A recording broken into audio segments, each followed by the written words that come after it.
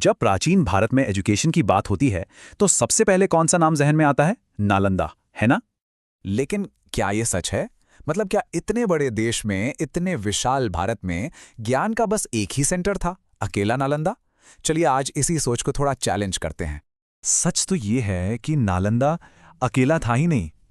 वो तो आप समझिए एक बहुत बड़े नेटवर्क का हिस्सा था। एक ऐसा नेटवर्क जो दुनिया भर के स्कॉलर्स को अपनी तरफ खींच रहा था। सोचिए, चीन, Tibet, Korea, South East Asia, कहां-कहां से लोग ज्ञान की तलाश में भारत आ रहे थे। आज हम इसी भूली बिसरी दुनिया की कहानी जाने।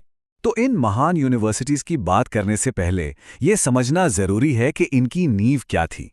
वो कौन सा सिस्टम था जिसने इन्हें जन्म दिया? क्योंकि यकीन मानिए, ये व्यवस्था अपने समय से सदियों, जी हां सदियों आगे थी। जरा सोच कर देखिए, आज से कोई 1500-2000 साल पहले की बात है। उस वक्त यूरोप में फॉर्मल एजुकेशन का कॉन्सेप्ट तक नहीं था, और यहां भारत में, यहां फुल्ली रेजिडेंशियल यूनिवर्सिटीज थीं। मतलब छात्र और गुरु सब एक ही कैंपस में साथ रहते थे, साथ सीखते थे। और सबसे बड़ी बात, एजुकेशन बिल्कुल फ्री थी। खाने पीने रहने किताबों का सारा खर्चा सब या तो स्टेट उठाता था या फिर दान से पूरा होता था। मतलब ये सिर्फ पढ़ाई लिखाई नहीं थी, ये ज्ञान के लिए एक तपस्या थी, एक साधना। यहां सीखने को एक सेक्रेड मिशन की तरह देखा जाता था। डेडिकेशन का लेवल ही कुछ और था। तो अब जब हम उस सिस्टम को समझ गए हैं, चलिए सफर पर निकलते हैं, उन भूले बिसरे ज्ञान के मंदिरों की खोज में। हमारी पहली स्टॉप है उदंतपुरी यूनिवर्सिटी। ये भी आज के बिहार में ही थी। और जानते हैं सबसे इंटरेस्टिंग बात क्या है? उदंतपुरी नालंदा से भी पुरानी थी। जी हां, कई हिस्टोरियंस तो ये भी मानते हैं कि नालंदा को बनाने वाले असल में उदंतपुरी के ही स्कॉलर्स थे। तो एक तरह से ये नालंदा की प्रीडेसेसर थी, उसकी बड़ी बहन। उदंतपुरी में Buddhist philosophy, logic, grammar, mathematics, इन सब्जेक्ट्स पर फोकस था। लेकिन अफसोस, इसका अंत बहुत ही दुखद रहा। 12वीं सदी में बख्तियार खिलजी के हमले में ज्ञान का ये महान केंद्र हमेशा के लिए तबाह हो गया। चलिए अब आगे बढ़ते हैं, सोमपुरा महाविहार की तरफ। ये आज के बांग्लादेश में है, और ये सिर्फ एक यूनिवर्सिटी नहीं थी, ये दुनिया की सबसे बड़ी बुद्धिस्ट मॉनेस्ट्रीज में से एक थी। जरा इसके स्केल की कल्पना कीजिए, अनबिलीवेबल। सोमपुरा का आर्किटेक्चर इतना यूनिक और इन्फ्लुएंशियल था कि इसका असर पूरे एशिया में दिखाई देता है। तिब्बत, म्यांमार, इंडोनेशिया, इन देशों की मॉनेस्ट्रीज का डिजाइन सोमपुरा से इंस्पायर्ड था।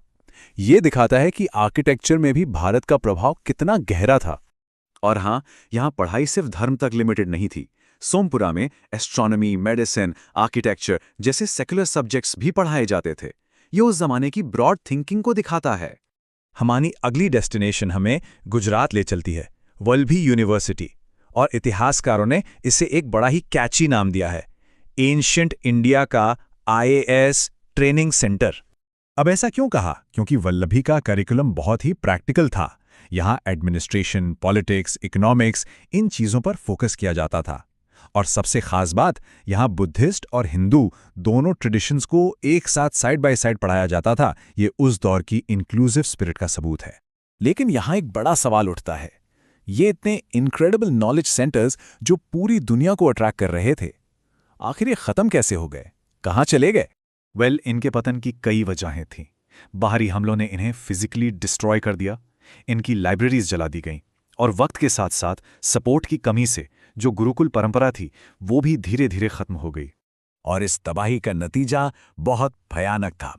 साइंस, मेडिसिन, फिलॉसफी, इन विषयों पर लिखी हजारों प्राइसलेस मैन्युस्क्रिप्ट्स हमेशा के लिए खो गईं। ये एक ऐसा इंटेलेक्चुअल लॉस था जिसकी भरपाई शायद कभी नहीं हो सकती।